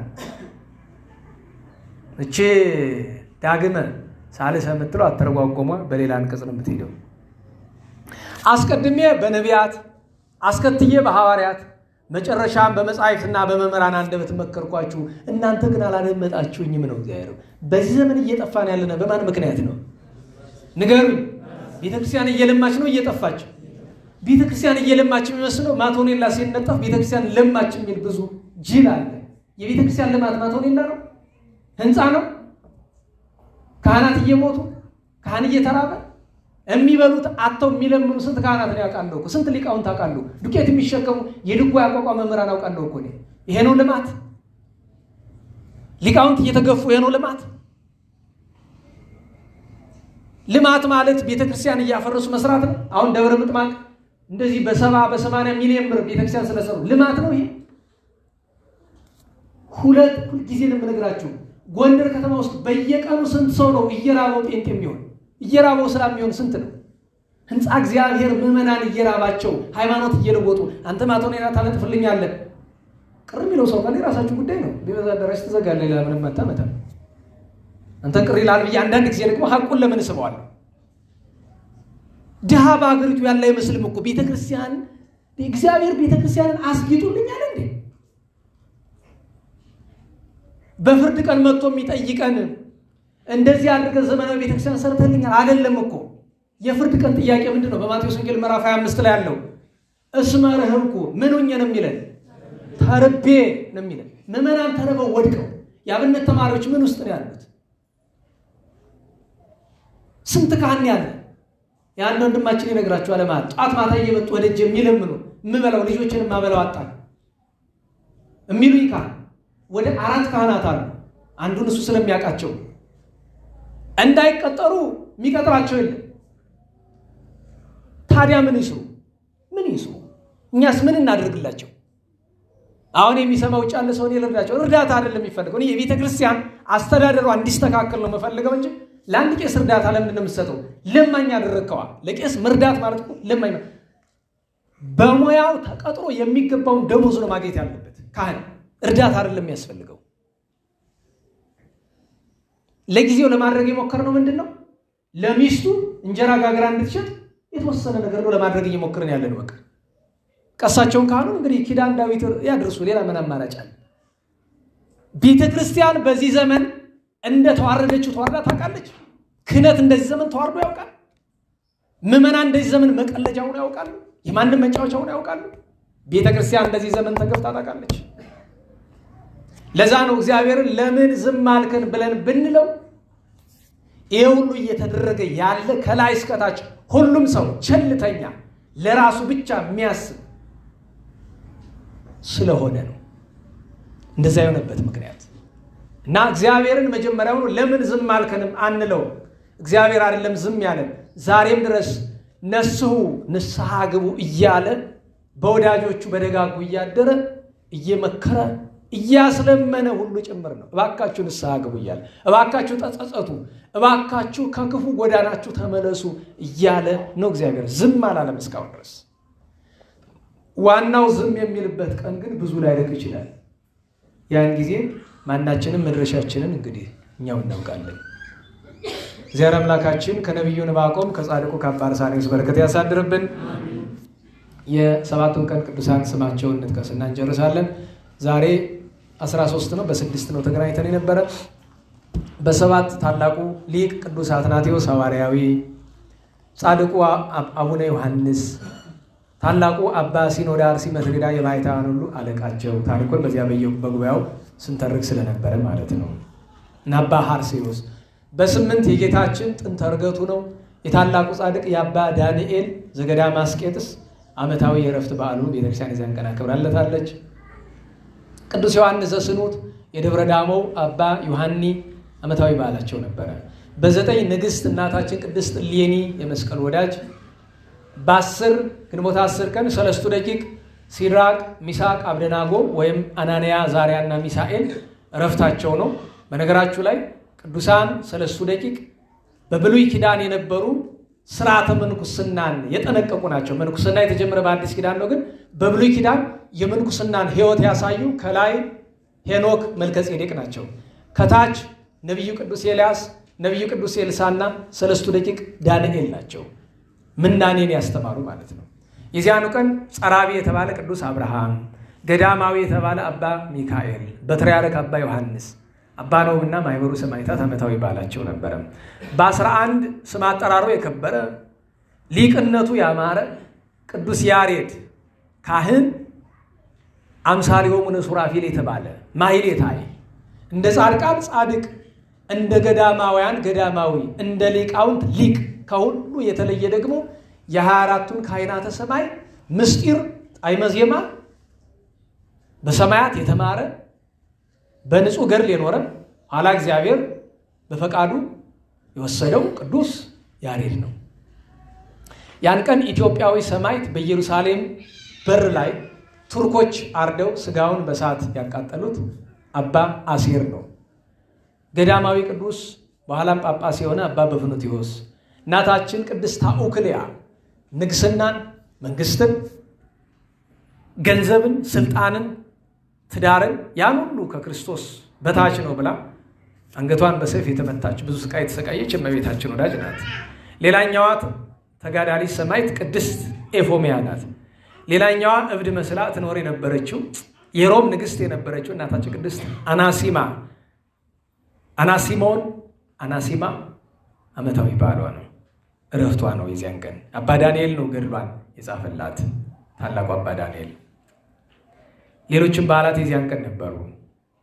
በ12 ትናንት ታላቁ ሊቅ ቅዱስ ዮሐንስ አፈወርቅ ትናንት ጉባኤ ስለነበረን፣ ጻድቁ አባታችን ተክለ ሃይማኖት፣ እናታችን ቅድስት ክርስቶስ ሰምራ፣ ነቢዩ ቅዱስ ዕንባቆም፣ ከ10ሩ ቅዱሳን አበው አንዱ ቅዱስ ያሬድ ወልደ መላልኤል፣ ከደብረ ሊባኖስ ጻድቃን 12ቱ ንቡራነ እድ አባ ሕዝቅያስን ጨምሮ አቡነ አብርሃምን ጨምሮ በጎንደር ዘመን የነበሩ ጻድቅ ናቸው። የደብረ ሊባኖስ ቅዱስ ቄርሎስ መንፈሳዊ፣ ቅዱስ መስቀል ትናንት ዓመታዊ ተአምራት በዓሉ ነው። ኢትዮጵያዊ ንጉሥ አጼ እስክንድር፣ ሚናስ እስጢፋኖስ ሰማዕታት። ዛሬ አባ አርሳኒዮስ ጋር ደቀ መዛሙርቱና አባ ዳንኤል እናስባለን። ዛሬ በ1929 ዓመተ ምህረት ማለትም ከስንት ዓመት በፊት መሆኑ ነው? 88 ዓመት በፊት መሆኑ ነው? 78 ዓመት 88 አይደል?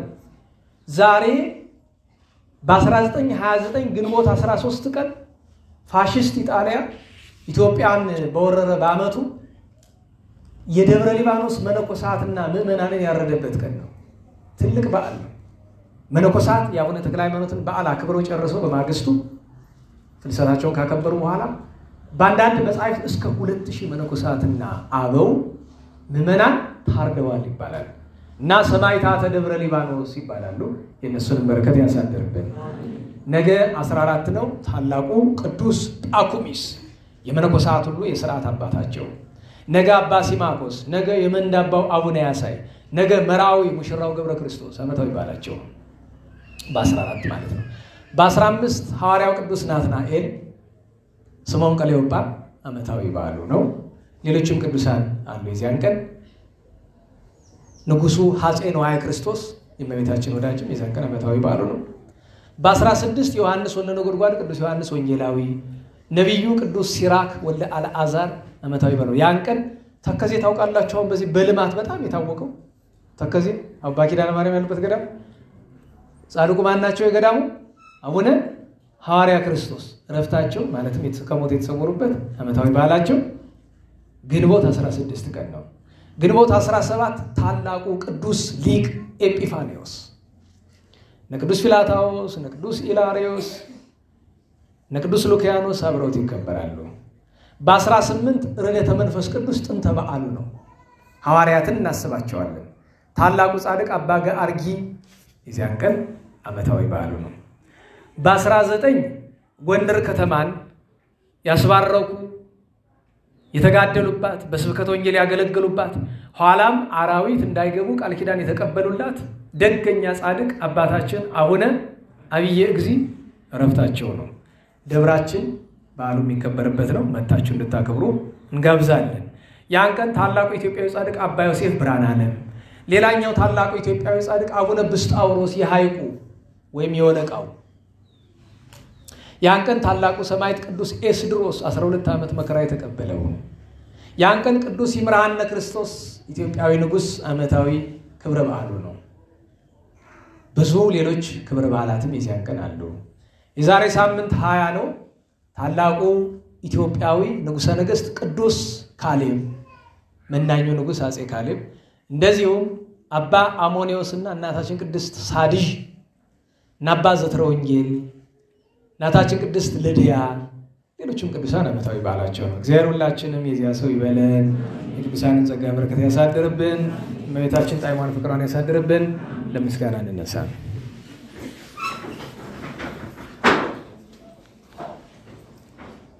ስብሐት ለአብ ስብሐት ለወልድ ስብሐት ለመንፈስ ቅዱስ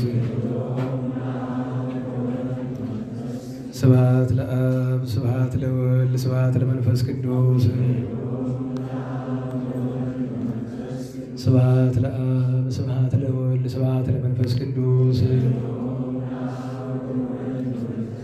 ስብሐት ለእግዝእትነ ማርያም ድንግል ወላዲተ አምላክ ስብሐት ለመስቀለ እግዚእነ ኢየሱስ ክርስቶስ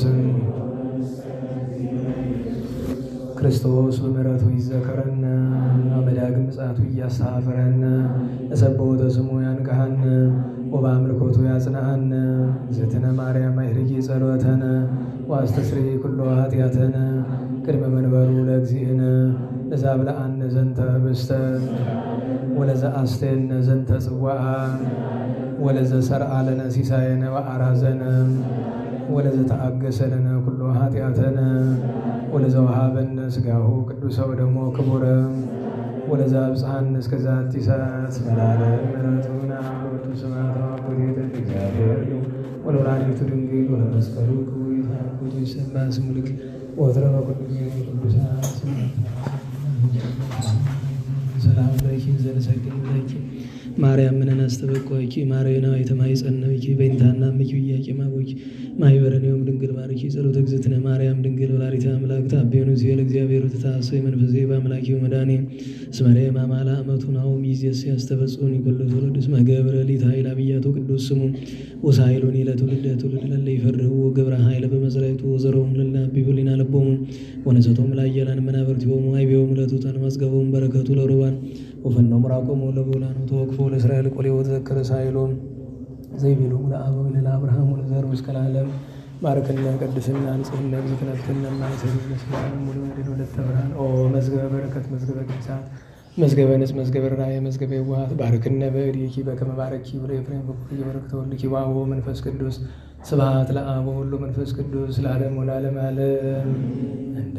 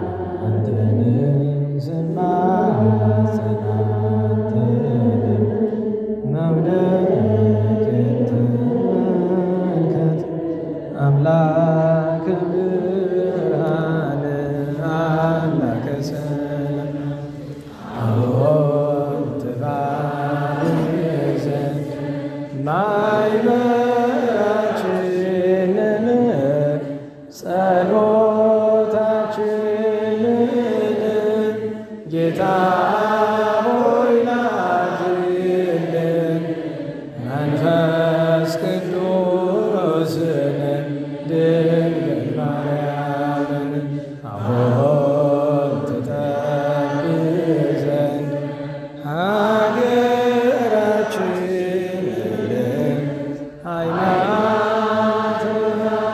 ሃይማኖታችንን ጌታ ሆይ ላክልን ቅዱስ ሚካኤልን ቅዱስ ገብርኤል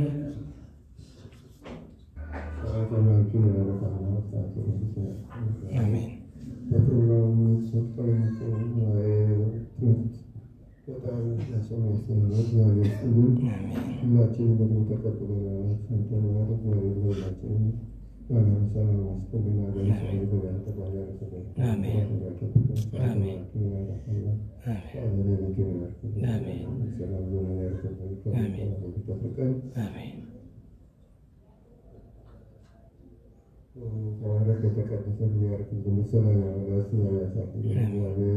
አባታችን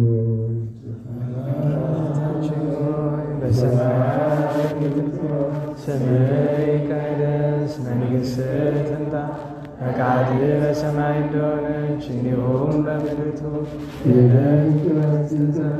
በደላችንን ይቅር በለን እኛም አቤቱ ወደ ፈተና አታግባን፣ ከክፉ ሁሉ አድነን እንጂ መንግሥት ያንተ ናትና ኃይል፣ ክብር፣ ምስጋና ለዘላለሙ አሜን። እመቤታችን ቅድስት ድንግል ማርያም በመልአኩ በቅዱስ ገብርኤል ሰላምታ ሰላም እንልሻለን። በሐሳብሽ ድንግል ነሽ፣ በሥጋሽም ድንግል ነሽ። አሸናፊ እግዚአብሔር እናቱ ሰላምታ ላንቺ ይገባሻል። ከሴቶች ሁሉ ተለይተሽ አንቺ ብርክት ነሽ፣ የማኅፀንሽም ፍሬ ቡሩክ ነው። ጸጋን የተመላሽ ቅድስት ሆይ ደስ ይበልሽ፣ እግዚአብሔር ከአንቺ ጋር ነው።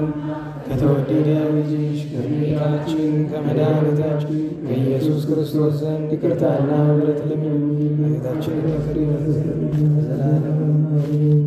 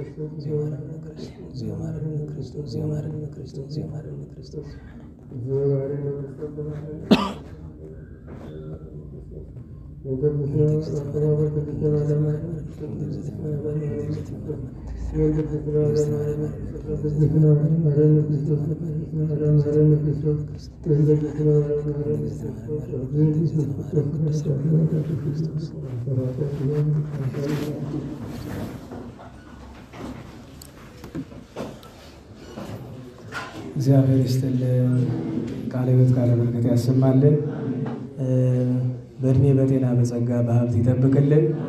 ያው ታውቋቸዋላችሁ አባታችንን።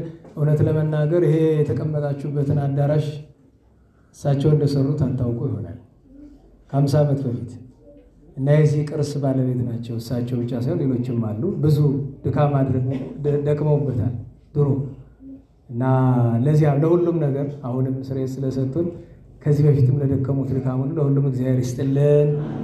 ስለነበረን ጊዜ ቅዱስ አምላካችን እግዚአብሔር ስሙ የተመሰገነ ይሁን። እንቅፋት ሳይመታን እሾህ ሳይወጋን ኃጢአት ሳይሰለጥንብን በደልም ሳይገዛን የብርሃን መላእክት በፊት በኋላ በቀኝ በግራ እየጠበቁን ለጊዜ ወደ የቤታችን ለፍጻሜው ተስፋ ወደምናደርጋት መንግሥተ ሰማያት ከተከፈተች ገነት ከተነጠፈች ዕረፍት ከአባቶቻችን ርስት ሁላችን በሰላም ያደርሰን። ስብሐት ለእግዚአብሔር ልዑል ወለወላዲቱ ድንግል ወለመስቀሉ ክቡር ኃይል አሜን።